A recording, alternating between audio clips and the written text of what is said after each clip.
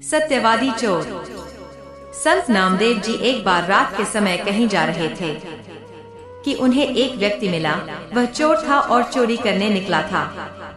संत नामदेव जी को देखकर उसने छुपने की कोशिश की, तो संत नामदेव जी बोले, भाई तुम कौन हो और मुझे देखकर छुप क्यों रहे हो? उस चोर ने संत नामदेव जी को पहचानकर उनको प्रणाम किया और बोला, महाराज मैं चोर हूँ और चोरी करने जा रहा हूँ। संत नामदेव जी ने कहा, भाई यह धंधा छोड़ दो और कोई ऐसा काम धंधा करो जिससे तुम्हें किसी को देखकर भय ना लगे और छिपना ना पड़े। चोर ने कहा, महाराज मेरे पिता भी यही काम करते थे और मैं भी केवल यही काम जानता हूँ। इसके अतिरिक्त कोई दूसरा काम मैं जानता नहीं। फिर मैं पढ़ा लिखा भी नहीं हूँ और न ही मेरे पास इतना धन है कि व्यापार आदि कर सकूं। यदि मैं यह धंधा छोड़ दूं, तो फिर परिवार का पालन पोषण कैसे करूंगा? उसका यह उत्तर सुनकर संत नामदेव जी कुछ पल तो मौन रहे, फिर बोले, अच्छा भाई तुम ये धंधा बेशक करो, परंतु हमारी एक बात मान लो। चोर ने कहा, आज्ञा कीजिए। संत नामदेव जी ने कहा, पहले वादा करो कि तुम हमारी बात मानोगे। चोर के वादा करने पर संत नामदेव जी बोले, आज से तुम किसी भी परिस्थिति में झूठ मत बोलना, सदा सच बोलना, तुम्हारा कल्याण होगा। यह कहकर संत नामदेव जी तो अपने रास्ते चल दिए। इधर कर सोचने लगा कि झूठ नहीं बोलूंगा तो काम कैसे चलेगा, पर अब तो संत नामदेव जी से वादा किया है, आगे कुछ भी हो जाए अपना वादा नहीं तोड़ूंगा। यह सोच कर चोर भी चोरी के इरादे से एक और चल दिया। कुछ दूर जाने पर उसे एक और व्यक्ति नजर आया। वह वास्तव में वहाँ का राजा था, जो भेष बदलकर नगर का भ्रमण कर रहा था।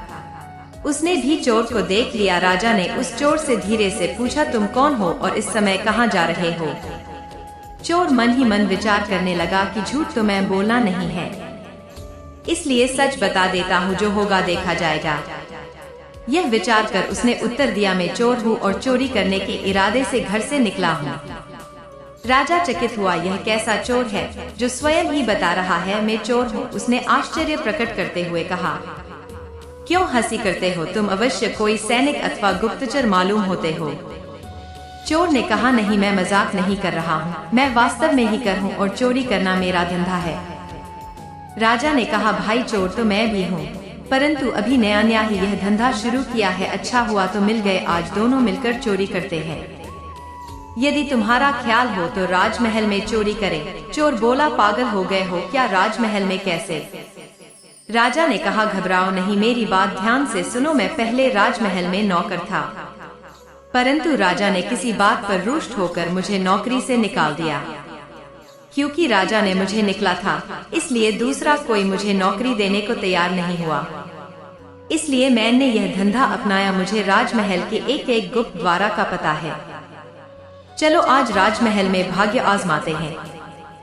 यह कहकर राजा उस चोर को साथ लेकर राजमहल के पिछवाड़े जा पहुंचा और गुप्त मार्ग का द्वार खोलते हुए बोला, तुम पुराने चोर हो, अंधेरे में देखने का तुम्हें अभ्यास है, इसलिए तुम अंदर जाकर माल बटोर लो, मैं यही पहरा देता हूँ। चोर ने कहा, इतने बड़े महल में मुझे कैसे मालूम होगा कि माल कहाँ रखा है? राजा ने उसे खजाने का रास्ता और वहाँ तक पहुँचाने की सब युक्ति समझा दी।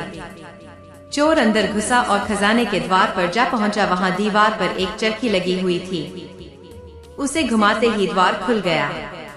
चोर ने देखा मजबूत बक्से रखे हैं जिनमें बड़े बड़े ताले लगे हुए हैं, और एक बक्से का ताला खोलने की कोशिश की, परंतु उसकी सब कोशिश असफल हुई। उसने यह सोचकर कमरे में दृष्टि दोहराई कि शायद कोई लोहे की सलाख वगैरह मिल जाए। तभी उसकी निगाह एक बक्से पर गई जो साइज में छोटा था और एक बड़े बक्से के ऊपर रखा हुआ था। उसने उसका ताला खोलने की कोशिश की।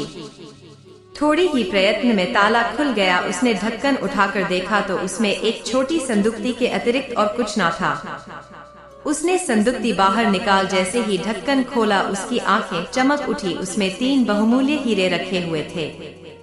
उसने में तीनों हीरे उठाए और वहां से चलने लगा। तभी उसके दिल में विचार आया कि हीरे तो 3 हैं, हम दोनों इनका आधा भाग कैसे करेंगे? मैं झूठ बोलकर एक हीरा अधिक अपने पास रख लो, यह मैं करूंगा नहीं, क्योंकि मैं झूठ न बोलने का वादा संतों से किया है।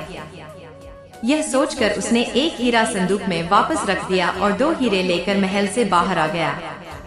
बाहर आकर उसने राजा से कहा, यह 2 हीरे लाया हूँ, एक तुम्हारा एक मेरा। यह कहकर उसने एक हीरा राजा को थमाया और चला गया। जाने के बाद राजा ने सोचा कि हीरे तो उसे संदूक में 3 थे।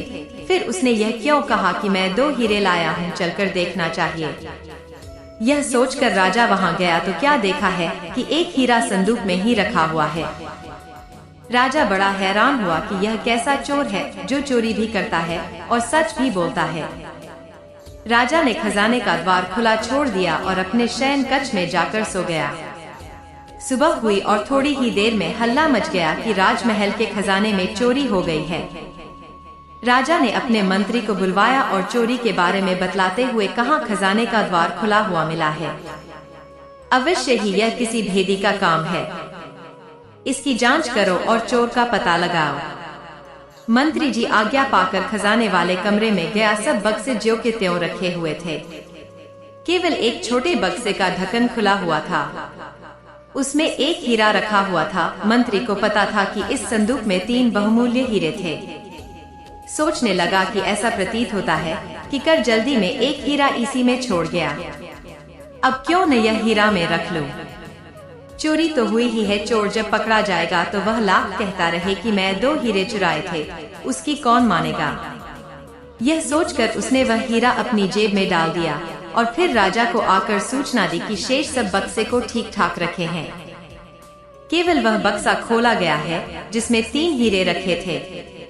मंत्री की यह बात सुनकर राजा मुस्कुरा दिया। तत्पश्चात उसने मंत्री को शीघ्र ही चोर को तलाश करने का आदेश दिया।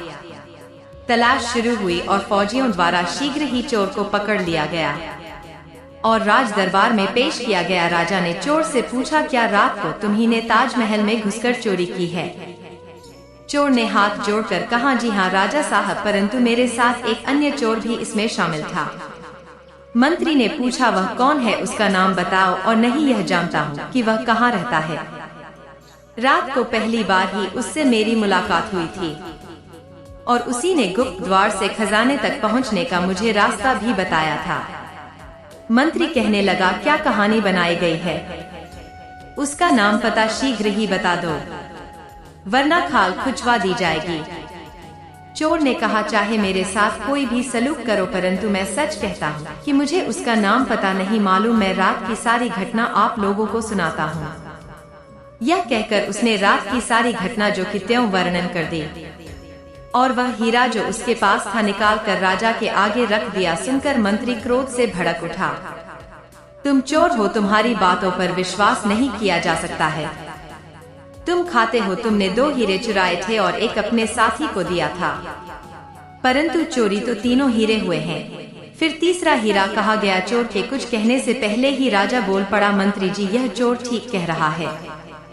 एक हीरा अपने साथी को दिया था और एक स्वयं रखा था, और इसका सबूत यहाँ है कि रात को इसका साथी मैं ही था। मैं रात को भेष बदलकर जब नगर में घूम रहा था तब इसे मेरी मुलाकात हुई थी और जो हीरा इसने मुझे दिया था वह यह रहा। यह कहकर राजा ने जेब से हीरा निकलकर सामने रख दिया। दरबार में सन्नाटा छा गया। राजा कुछ देर मौन रहा, फिर बोला, जब यह मेरा हिस्सा मुझे देखकर चला गया तो मैं खजाने में आकर इसकी जांच की, यह झूठ बोल गया है।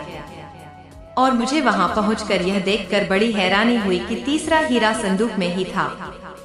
मंत्री जी वह हीरा आप अपनी जेब में से निकालिए। राजा के यह कहते ही सबकी नजरें मंत्री की ओर घूम गई, जो भय के मारे थर थर कँप रहा था। हीरा उसके पास से बरामद कर लिया गया और चोरी के अपराध में उसे कारागार में डाल दिया गया।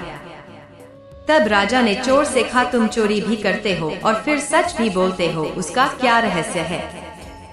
चोर ने संत नामदेव जी से मिलने और उनसे सदा सच बोलने का वादा करने का संपूर्ण वृतांत राजा को सुना दिया। राजा ने कहा, मैं तुमसे बहुत प्रसन्न हूँ और तुम्हें अपना मंत्री बनना चाहता हूँ।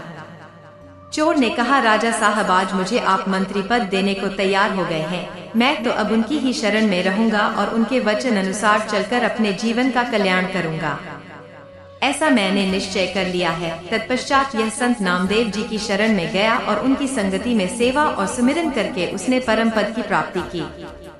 आपको यह कहानी कैसी लगी हमें बताएं और कमेंट में जय श्री कृष्णा जरूर लिखें और चैनल को सब्सक्राइब और कहानी को शेयर जरूर करें। बहुत बहुत धन्यवाद। मिलते हैं अगली वीडियो में, जब तक के लिए जय श्री कृष्णा।